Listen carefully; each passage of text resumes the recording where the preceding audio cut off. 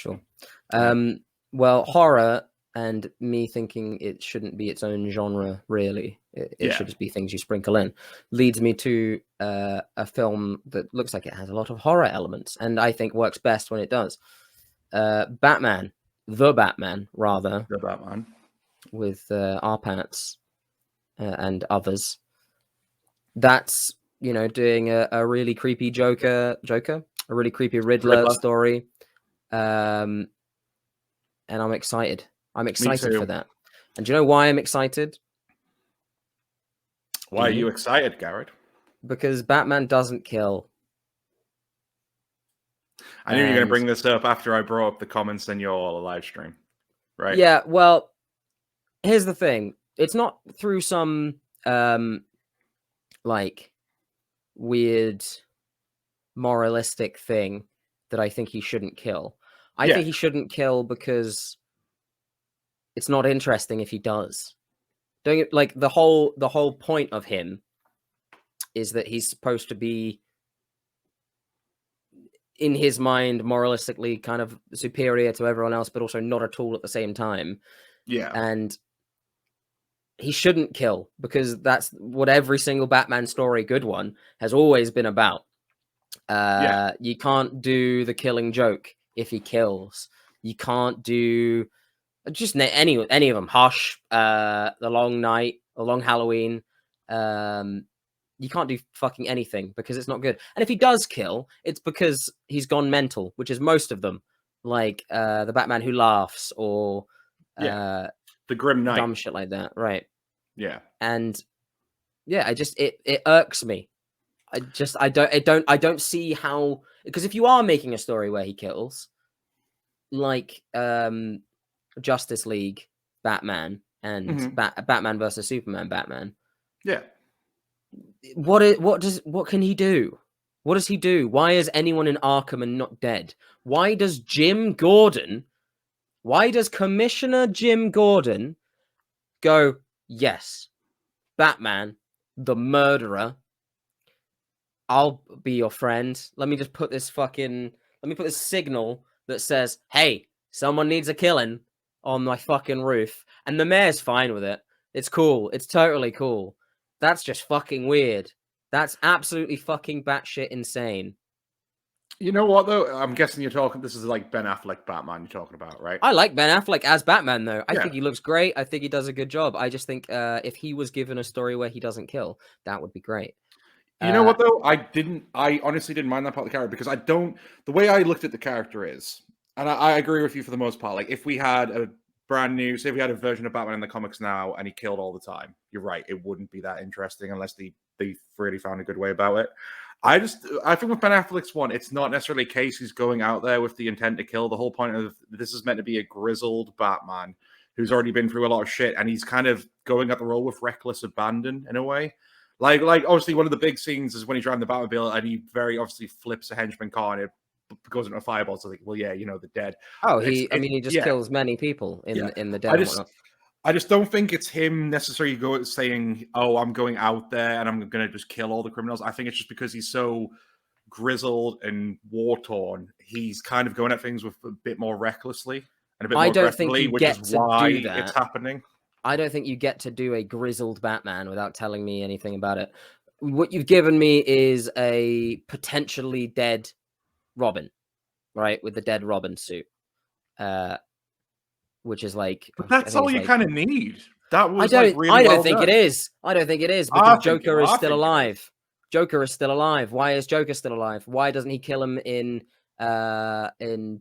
Suicide Squad when he's in the car in Suicide Squad if he's already killed Robin? Why doesn't he kill? Because clearly they're going towards injustice, right? Because they're going for evil Superman, and at the end of the Justice League, the 4-hour one, which I watched. You know what? I liked it. I did. I preferred it to the other one. Yeah. It was fun. But at the end of that, they're clearly going for injustice, where Superman is all evil, and it happened because Lois died, right? Now, who kills Lois? Yeah, Joker. Yeah. All right. Then what happens? He's clear because he's done injustice, but then not done injustice. Because in Injustice, Superman comes along and then fucking shoves his hand into Joker's heart and kills him. And that's the whole premise as well. Is that the same storyline? Yeah. The storyline is like there's a bomb wired to Joker that will blow up. I think it's wired to Lois's heart. Okay. I think. Well, no, because I forget who it's. No, I'm sure it's the Joker's because he obviously knows if he kills Lois, then his ace is going to be, well, if you kill me, you're going to lose the city as well, right? And then Superman does it, and then he's obviously just. That may be the case. I forget. I think that's a very Joker thing to do. Yeah. Well, the point is in the yeah. Oh, thank you very much. My brother at the door with some Chinese for me. Ooh, delivered or homemade? I think it's a mix of the two. Anyway, where they go with it, I'm not sure because the Joker is there at the end of that sequence in the dream future sequence, right? With also Deathstroke. Harley's dead, apparently. Boo. And also Flash is there, and then also Amber Heard is there. Yeah. And I just trying to figure out why. Why? I'm trying to figure out why. I'm just trying to figure out why. Why I mean, yeah, these people dead. I get it. I mean, although that is probably one of the best. This is the scene in the 4-hour one you're talking about, right? Yeah, at the end. Yeah, I mean, it was actually one of the better scenes in it. I thought that Jared Leto performance was like, where was that in Suicide Squad? You know what I mean? But yeah, I can see what you mean. Like, especially if this is something you're completely gelling with, that like it wouldn't make sense. I mean, I like the film. I do like the film, and I do like the end scene. Whatever. It again, my whole premise is I don't care for Batman. Like, I'll watch it and I'll enjoy it, but I do not care, and I will not relate to the story if he kills, because it's just not entertaining or interesting to me. I also think that it's a bad portrayal of Batman.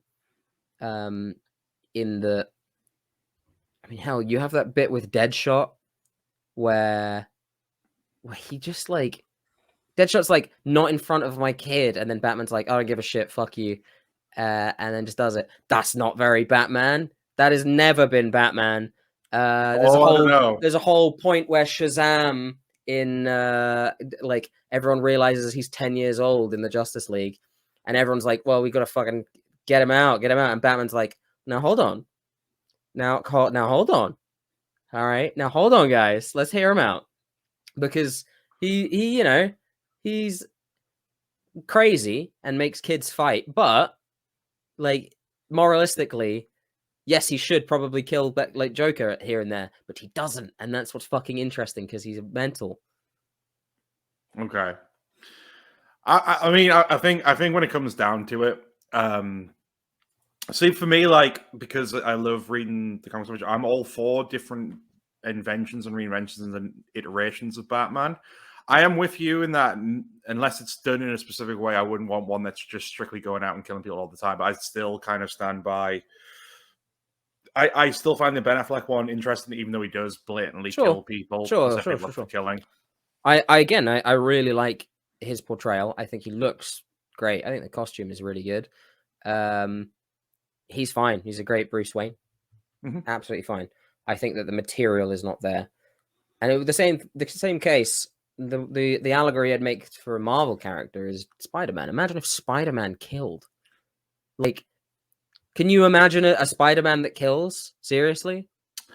Even though I didn't really read the storyline enough, the one where he switches minds with Doc Ock. Sure. So Doc Ock killing then? Superior Spider-Man? Yeah. Yeah? All right. And then what happens in Superior Spider-Man? Doc Ock is like, oh man, I should probably stop killing because I'm Spider-Man. You know what? I'm the good guy now because I'm Spider-Man, and then I'm going to resurrect Peter Parker. So, you know, it's just not there for me. Imagine the fucking video games. Imagine the Arkham series, right?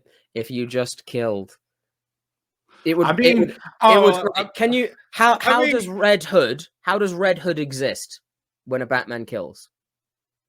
Okay, fair. How does Red Hood, Jason Todd, exist in a world where Batman kills? Because Red Hood would come along with his fucking double pistols, and then Batman would be like, "Hell yeah, brother, let's go. Hell yeah, And then give me an M16. Let's fucking go." And it's just them holding hands, skipping through the streets, just firing off rounds at people. Right? I mean, but the thing is, right? Okay, but like with Arkham Knight especially, there are points in that game where you've blatantly killed a guy. Oh, you kill a lot of people. Well, the thing is, because you shove them in like an electrical box, and it's clear that they ain't getting it from that. And even when I know the whole thing is like the bat cannon shoots civilians with electric blasts. That looks like it would fucking kill someone. Well, it doesn't look like it's fine. It's like rubber bullets, but it's like, nah, they go flying. It's also everything you shoot with the bat tank is like, oh, it's an unmanned drone. Like every single one of them, really? Yeah, all right. Is it though? Okay. Yeah. Fair enough. All right, fine. Yeah, it's just not very interesting. It's why in the original Nolan Batman Begins, I didn't like the ending where it's like him and Liam Neeson is like, I'm not gonna kill you, but I don't have to save you. And it's like, but yeah, you just killed him. You just killed him. It's like, oh, you could pull the lever to save him or not. It's like, well then yeah, you did kill him. Sure. You'd killed him. You'd killed him. Yeah. That's fine. That's fine. But you killed him. I absolutely adore the Dark Knight films, but what I dislike about it is how like only in a sense, but only really Begins and Dark Knight Rises are the ones that are really linked. Yeah, I mean Dark Knight, if anything, is like still the better one. Oh, it's the best one. It's my favorite. It's my all-time favorite film. But it's like just a really good single run of a comic, like a really good single volume. It's like Batman Hush or something, where it's just like little story, have a little fun, we kill the Joker. Yeah. I suppose it sets up Two-Face. That's the only thing, is it sets up the whole. Because I mean, I suppose when you look at it, it's like one of those. It's a sequel like Empire Strikes Back. It's meant to be about like the good guys kind of having a bit of fall from grace, but their way around it is they try to cover it up, and then it's exposed in the next one. Sure. Because he doesn't necessarily really win. The Joker still kind of gets what he wants out of it in a sense, and they just have to pretend that he didn't. Yeah. Well, to me, I was very excited and well, I guess I was too young really to really understand this. I'm thinking about it now, but I was interested to see how comics it got, right? Where like, was the plot in the third one gonna be about a Lazarus pit? Are they gonna bring back Liam Neeson from the dead? And it was a little bit too grounded and real, I suppose, for something like that. I think the thing, because when you watch Begins, it does have that Nolan thing of trying to be grounded in reality, but then you can very obviously tell it's got that comic book influence to it. Right. Gotham City is actually like Gothic, right? Yeah. And then the next one, it's just New York. Oh, the Dark Knight is basically like a heist thriller movie, but Batman's in it. Like you like, I mean, I love the Dark Knight's one of my favorite films, but you could more or less take out the Batman element and it would be the same film. You just have a crazy psychopath and a guy trying to stop him. You know what I mean? And then the third one, I guess, goes a little bit back to being a bit more comic booky. I mean, the fact like, Bane blows up an entire football field in that epic set piece and the whole thing with the plane. Beautiful singing voice. I love that voice, even though like Tom Hardy basically then built a career around. You know what? People love it when they can't understand what I'm saying. I'm just going to do that. What's the one in Legend where like I have sex with men? I can't remember what the line is, but it's just like one brother you can understand, and then the other you can't. What's that? It's a shooter, so it's a fucking rolling pin. Oh, well, I came here for a fucking shootout. For a fucking shootout. Western. That was very good. Thank you. Thank you very much. You could tell you earned your degree, my friend. I did, in fact, earn it.